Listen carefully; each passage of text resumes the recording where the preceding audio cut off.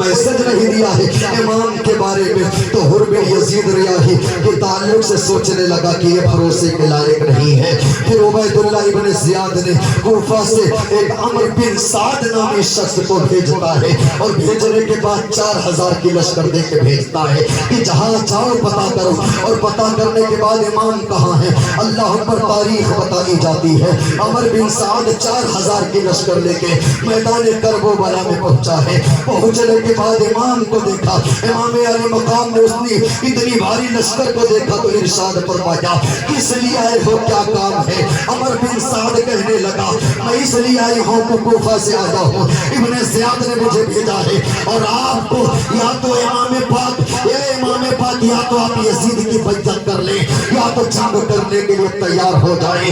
आपके पास दूसरा कोई रास्ता नहीं है, आप कहीं जा नहीं सकते हैं। अल्लाह पर तारीख बताई जाती है। इमाम अली मकाम कहते हैं कि मैं यहाँ जंग के इरादे से नहीं आया हूँ, अगर जंग के इरादे से आता तो मैं बीवियों को लेके नहीं आता, अगर जंग के इरादे से आता तो 6 माहे असगर को लेके नहीं आता, अगर जंग के इरादे से आता तो 15 और 14 साल के अपने भांजे और मोहम्मद के साथ ना आता, अगर जंग के इरादे से आता तो 72-82 होके ना आता, बल्कि हम भी आते अपने प्लान में, हम भी आते अपने अंदाज में। लेकिन है अमर बिन साद, हमारी नीयत और हमारी तमन्ना जंग करने की नहीं है और हम जंग करने की गरज से नहीं आए हैं। अमर बिन साद कहने लगा, कोई बहाना नहीं चलेगा, सिर्फ 2 ही रास्ते हैं, या तो यजीद की बेइज्जत के लिए आमादा हो जाओ, या तो यजीद के बेइज्जत के लिए तैयार हो जाओ, या तो जंग करने के लिए तैयार हो जाओ। अल्लाह पर इमाम अली मकाम ने इरशाद फरमाया, ऐ अमर बिन साद, तुम्हारे बाप तो बड़े नेक थे। और ये अमर बिन साद कौन है? सहाबी रसूल साद इब्न अबी वक्कास का बेटा है।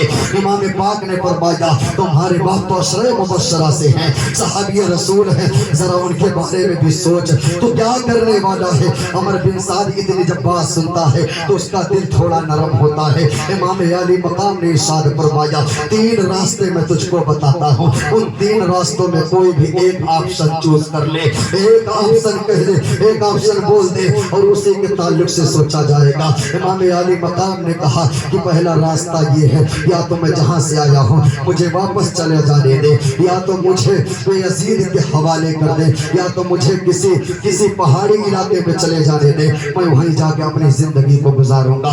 अमर बिन साद जब इतना सुनता है अल्लाह अकबर, फिर उसके बाद खत लिख के रवाना करता है कि चलो ठीक है, ये तुम्हारी बात है, अगर तुम जंग करना नहीं चाहते, तुम सुलह करना चाहते हो तो चलो तुम्हारा ये खत मैं उबैदुल्लाह इब्न ज़ियाद कूफा के हाकिम, कूफा के गवर्नर के पास भेजता हूँ। अल्लाह पर तारीख बताई जाती है, अमर बिन साद ने खत लिख के इब्न ज़ियाद के पास कूफा रवाना किया। करबला से कूफा बहुत ज्यादा दूर नहीं है, गालिबन 100 किलोमीटर या 95 किलोमीटर की दूरी है। अल्लाह अकबर, जब ये खत वहां पहुंचा उसके दरबार में, उबैदुल्लाह इब्न ज़ियाद के दरबार में, उसने खत पढ़ा और पढ़ने के बाद दरबार में काफी लोग मौजूद थे। मशवरा करने लगा कि हुसैन की जानिब से ये बातें आई हैं, वो सुलह करने के लिए तैयार हैं, वो जाने के लिए, वापस जाने के लिए तैयार हैं, यजीद के पास जाने के लिए तैयार हैं। अल्लाह अकबर, जब इब्न ज़ियाद ने इतना कहा, जो दरबार में बैठे थे उसमें एक बदबख्त बैठा हुआ था, खड़ा हो गया और खड़ा होने के बाद गुस्सा कर गया, जिसका नाम तारीख में शिमर ज़िल जौशन बताया गया है। वो खड़ा होता है और खड़े होने के बाद कहा, इमाम पाक अल्लाह की कसम, अगर इमाम हुसैन, वही शिमर ज़िल जौशन कहता है, अरे उबैदुल्लाह इब्न ज़ियाद, अल्लाह की कसम अगर इमाम पाक को वापस जाने दिया तुमने, अगर वो वापस चले गए तो तुम्हारी इसमें जिल्लत है, रुसवाई है और यजीद तुमसे सख्त नाराज होगा, लिहाजा वो अगर आ गए हैं तो उन्हें वापस जाने न दिया जाए। तारीख बताती है कि ये बदबख्त ने यजीद और उबैदुल्लाह इब्न ज़ियाद को भड़काया, उसके दिमाग को भड़काया, तो वो भड़क गया और भड़कने के बाद कहता है, शिमर ज़िल जौशन, तुम सही कहते हो, लिहाजा तुम लश्कर लेके जाओ। और ले जाने के बाद, वहां जाने के बाद जो अमर बिन साद है और हुसैन की बातों में आके वो रास्ता निकाल रहे हैं सुलह का, उनके पास जाना और उनसे कमांडरी छीन मिलेगा। यानी उनसे कह देना अगर लश्कर तुम संभालते हो तो संभालो, वरना मेरे हवाले कर दो। ये शिमर जिल जोशन से कहने लगा। अब अल्लाह पर शिमर जिल जोशन अपने साथ में कई हजार की लश्कर लेके यहाँ मैदान करबला में पहुंचा, और पहुंचने के बाद अमर इब्ने साद से कहने लगा कि तुमने बड़ी भलाई सोची है, बड़ी अच्छाई सोची है। ये अच्छाई किसके लिए तुमने सोचा है? अल्लाह पर शिमर जिल जोशन कहता है या तो तू कुर्सी छोड़ दे, ये लश्कर छोड़ दे, मेरे हवाले कर दे, और कूफा की और बसरा की इराक की गवर्नरी तो छोड़ दे, और ये सिर्फ सालारी मुझे दे दे, वरना हुसैन के साथ लड़ने के लिए तैयार हो जा, वरना तेरी गर्दन को मैं उड़ा दूंगा।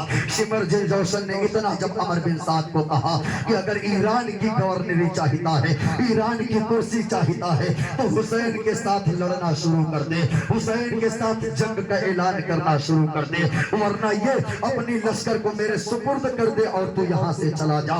जब अमर बिन साद से शिमर जिल जोशन ने इतना कहा तो महफूज ने कहा कि मैं नहीं छोड़ सकता हूँ इस लश्कर को और ईरान की कमांडरी को, ईरान का गवर्नर मैं बनूंगा और मैं हुसैन से लड़ने के लिए तैयार हूँ। अल्लाह पर ये पलट गया। एक वक्त ऐसा आया था कि हुसैन से सुलह की बातें करता था, लेकिन जब कुर्सी की बात आई, जब कहा गया कि या तो ईरान की कुर्सी छोड़ दे या तो हुसैन से लड़ना मंजूर कर ले, तो यही अमर बिन साद कहता है कि हम हुसैन से लड़